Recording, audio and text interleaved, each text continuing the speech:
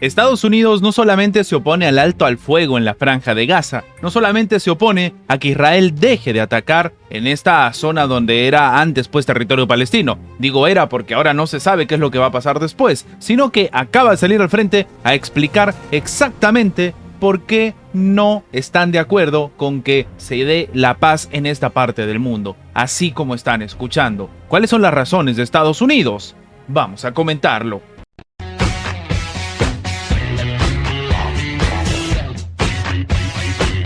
Acaba de salir al frente el secretario de Estado de Estados Unidos, Antony Blinken, la mano derecha de Joe Biden, para que se entienda, a decir que el gobierno se opone al cese en las hostilidades en la Franja de Gaza. Esto antes de que se termine la capitulación del movimiento palestino Hamás, porque, según ellos dicen, esto terminaría perpetuando el problema. Según el criterio, pues, de los estadounidenses, o al menos del propio gobierno, es que, bueno, Israel ha hecho lo que ha querido en la Franja de Gaza, ha generado crímenes atroces, pero ya que estamos, pues que sigan. Y claro, la postura es que, bueno, debería terminarse o sacar de la faz de la tierra al grupo palestino Hamás. El problema es la gente que ha quedado, ese pequeño niño de a pie que ha visto lo que está sucediendo y que no necesariamente se lleva una buena visión del ejército de Israel. Ese es el verdadero problema, un conflicto en el cual, si no va a ser Hamás, puede ser otro grupo militar que salga al frente a generar un conflicto todavía mayor, por ese resentimiento, por esa realidad que están viviendo. Pero no, aparentemente lo que está diciendo el secretario de Estado de Estados Unidos es que, según él, un alto al fuego ahora, cuando Hamás sigue vivo, sigue funcionando y declara su intención de repetir los ataques del 7 de octubre. Simplemente se va a perpetuar el problema si se para ahora, terminó declarando Blinken a la cadena de televisión ABC. Y de nuevo, el problema está en que no hay una visión real a largo plazo de este escenario. Y sí, en este contexto, el propio Antony Blinken ha agregado que Washington aboga por una tregua humanitaria a corto plazo, para canjear a los prisioneros de guerra, suministrar ayuda y después seguir con el conflicto armado. El mismo Blinken también ha señalado que si Hamás capitula, la guerra podría ser finalizada mañana. Sí, este es obviamente un escenario que no va a suceder. A pesar de todo esto, se generó una tregua que, como hemos comentado, había durado el 1 de diciembre, o hasta el 1 de diciembre, mejor dicho, y que había sido pactada con la mediación de Qatar y Egipto. Estados Unidos no tuvo nada que ver en este escenario. Y claro, esto también se entendería porque no es pues algo que esté buscando de manera activa la propia administración de Joe Biden. De hecho, lo acaba de demostrar el propio Antony Blinken. Habla pues de unas pausas que deberían ser estratégicas, que deberían ser cortas y después seguir atacando de manera agresiva. Recordemos que además esto se suma a lo que hace unos días hizo Estados Unidos. Decidió vetar el proyecto de resolución presentado por los Emiratos Árabes Unidos que exigía un inmediato cese al fuego humanitario y, en este caso, una inmediata e incondicional liberación de todos los rehenes, de ambos lados. Porque sí, de la parte de Israel ellos también tienen rehenes, aunque claro, ellos lo dicen o utilizan el término para que se entienda de presos. Pero claro, ¿quiénes son estos presos? Son niños, son adolescentes, son mujeres,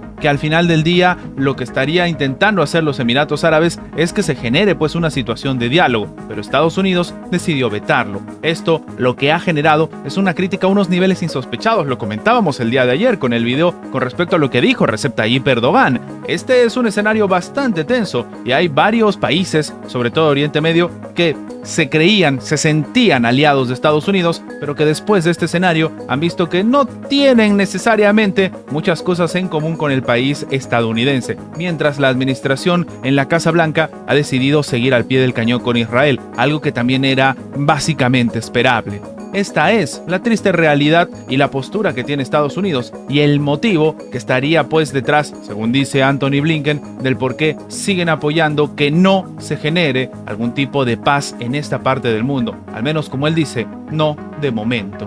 El congresista Rick Scott, ex gobernador de Florida y uno de los republicanos más poderosos del Senado estadounidense, tiene pues una influencia notable, acaba de hacer una declaración en un pedido formal de investigación sobre el cultivo del alimento. ¿De qué alimento estamos hablando? Nada más y nada menos que en una carta dirigida al secretario de Comercio Federal titulada, escuchen esto, el ajo de China comunista no debe tener un lugar en los supermercados de Estados Unidos, el parlamentario sostiene que el condimento no es seguro para, en este caso, la utilización en el mercado estadounidense. Y en este caso también empezó a citar presuntos métodos de producción que serían insalubres, aunque no se sabe y no se tiene mucha seguridad de esto. Él mismo dice entonces que existe una grave preocupación de salud pública por la calidad y seguridad del ajo cultivado en países extranjeros, en particular del ajo cultivado en la China comunista, haciendo siempre énfasis en la palabra comunista. La China comunista tiene la mayor cuota de mercado y ocupa el primer lugar en importaciones anuales del ajo a Estados Unidos, declaró el senador republicano. Pero claro, si se supone que habla de temas insalubres, ¿por qué lo primero que dice que de la China comunista son los que más venden en Estados Unidos? Esto diera la impresión que es otra vez esta tensión que se generó en la administración de Donald Trump, que dio pie pues a la famosa guerra comercial. En este escenario, el mismo añade que, por si acaso, las presuntas prácticas insalubres, como el cultivo de alimento en aguas residuales, han sido bien documentadas en diferentes blogs de cocina y canales de YouTube.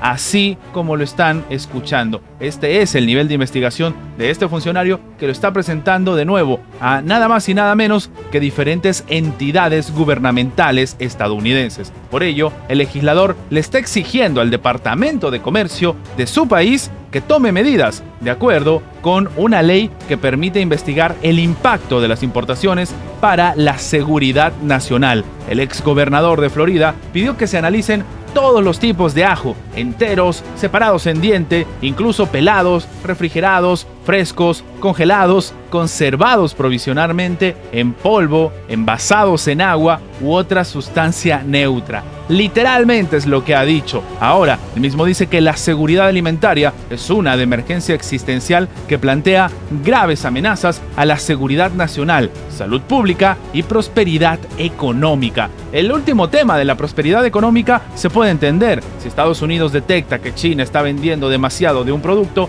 podría regularlo. Pero si usamos el argumento de que esto se va contra la seguridad nacional, el sentido empieza a torcerse un poco. Pero en este caso, la prensa también ha empezado a hablar con respecto a esta solicitud. De hecho, al abordar la carta del senador Scott, el portal del medio público británico BBC mencionó una investigación de la Oficina por la Ciencia y la propia Sociedad de la Universidad McGill de Quebec, con que se concluyó pues que no existen pruebas de que las aguas residuales se utilicen como fertilizante para el cultivo de ajo en China. Estamos hablando del resultado de una investigación de una universidad, no de un blog de cocina ni de un canal de YouTube. En este caso, él mismo dice que en cualquier escenario no supone ningún problema. Esto apuntó el recinto académico en un artículo de 2017. Pero sí, esto es lo que se está viviendo entre Estados Unidos y China. Más allá del tema del ajo, que es algo bastante preocupante, no porque el ajo vaya a cambiar la situación en Estados Unidos,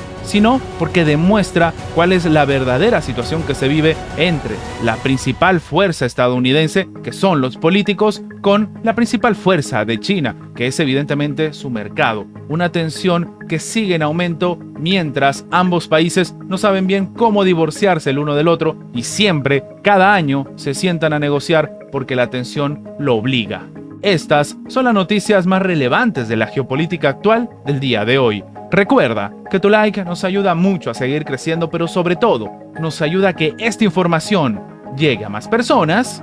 Y sin más que agregar, nos vemos en la próxima.